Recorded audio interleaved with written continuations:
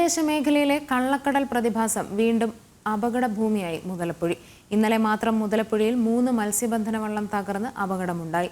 Monsoon ആരംഭിക്കാൻ 3 മാസം മാത്രം ബാക്കി നിൽക്കെ അഴിമുഖത്ത് അടിഞ്ഞുകൂടിയ മണൽ നീക്കം ചെയ്യാതെ അധികാരികൾ. അഴിമുഖത്തടിഞ്ഞുകൂടുന്ന മണലാണ് മുതലപ്പുഴയിലെ ജനങ്ങൾക്ക് അപകടമായി മാറിയത്. എല്ലാ വർഷവും മൺസൂൺ കാലത്തിന് മുന്നേ അഴിമുഖത്ത് അടിഞ്ഞുകൂടുന്ന മണൽ നീക്കം ചെയ്തില്ലെങ്കിൽ അപകടങ്ങൾ തുടർക്കഥയാകും.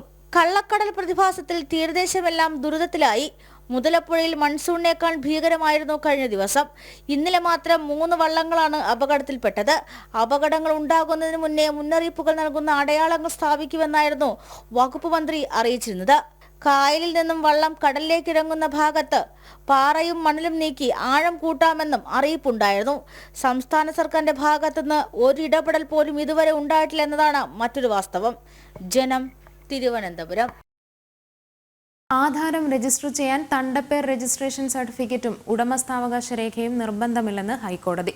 ഈ 2 രേഖകളും ഇല്ലാത്തതിന്റെ കാരണത്താൽ ആധാരം രജിസ്റ്റർ ചെയ്യാൻ വിസമ്മതിച്ചുവെന്ന് ചൂണ്ടിക്കാട്ടി എറണാകുളം സ്വദേശി നൽകിയ ഹർജിയിലാണ് കോടതി ഉത്തരവ്. ഹർജിക്കാരന്റെ അമ്മയിൽ നിന്നും ഇഷ്ടദാനമായി ലഭിച്ച ഭൂമി രജിസ്റ്റർ ചെയ്യാൻ ചേർപ്പ് രജിസ്ട്രാർ തയ്യാറായില്ല. തുടർന്നാണ് എറണാകുളം സ്വദേശി ഹൈക്കോടതിയെ സമീപിച്ചത്.